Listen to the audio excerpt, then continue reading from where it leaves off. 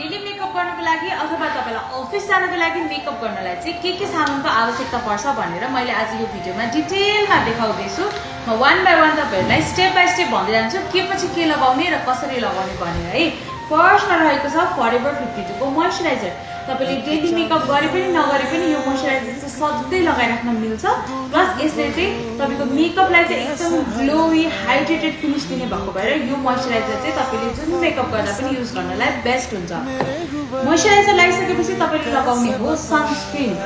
हामीले खासमा फरेभर 52 को बीबी क्रिम युज गर्दा सनस्क्रिन लगाउनु पर्दैन भन्थ्यौं, तर लगाउनु भयो भने तपाईको मेकअप अझै ग्लोई देखिन्छ र डबल प्रोटेक्सन पनि हुन्छ। त्यसैले सनस्क्रिन चाहिँ स्किप नगर्नु होला। लिटानको सनस्क्रिन लगाइसकेपछि तपाईले लगाउन सक्नुहुन्छ फरेभर 52 को हाम्रो भाइरल दुबईको ब्रान्डको बीबी क्रिम।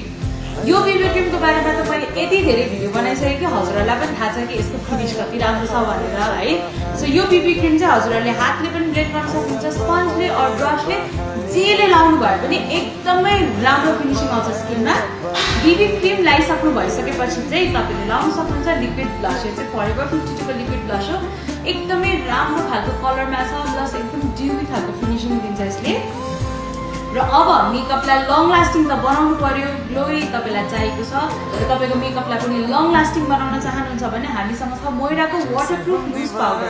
यो चाहिँ तपाईले अन्डर आइजहरु अनि जाँदा नि तपाईलाई ओइल आउँछ त्यो एरिया मात्रै सेट गर्नको लागि पनि युज गर्न मिल्छ। और तपाईलाई अझै लङ लास्टिङ बनाउनु छ मेकअपलाई भने चाहिँ फुल फेसलाई मज्जाले ड्याङ्गै सेट गरिदिन पनि मिल्छ यसले है। यसमा चाहिँ हामीसँग शेड्सहरु पनि अवेलेबल छ। र त्यसैगरी अब आइब्राउ बनाउनको लागि हामीसँग मोइराको ब्राउ मस्कारा छ। एकदम इजी छ यो प्रोडक्ट युज गर्नलाई। तपाईले ठ्याक्क लिने अनि आफ्नो आइब्राउलाई यस्तो माथि माथि लिफ्ट गरेर कोर्नु भएपछि मज्जाले दिनभरिलाई ठ्याक्कै सेट हुन्छ, होल्ड पनि हुन्छ। र त्यसैगरी मस्कारामा हामीसँग छ क्यारेक्टरको यो अल्ट्रा लुक भन्ने मस्कारा। यो मस्काराले राम्रो भोल्युम दिन्छ, तपाईको ल्यासेसलाई लामो लामो पनि देखाउँछ र डेली युजको लागि चाहिँ it is one of the best mascara that you can use. त्यसैगरी लिपस्टिकमा हामीसँग छ क्यारेक्टरको रिड माई लिप्स। मलाई एकदमै मनपर्छ यो लिपस्टिक।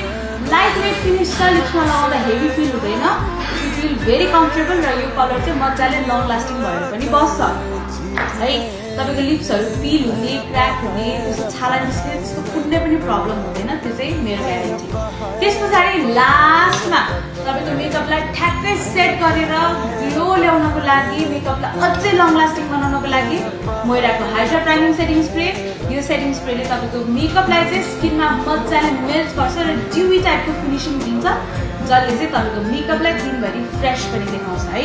सो यति प्रडक्ट्स युज गर्नु भएर तपाईले मेकअप गर्नु भएपछि मेकअप त राम्रो हुन्छ नै, लङ लास्टिङ पनि हुन्छ।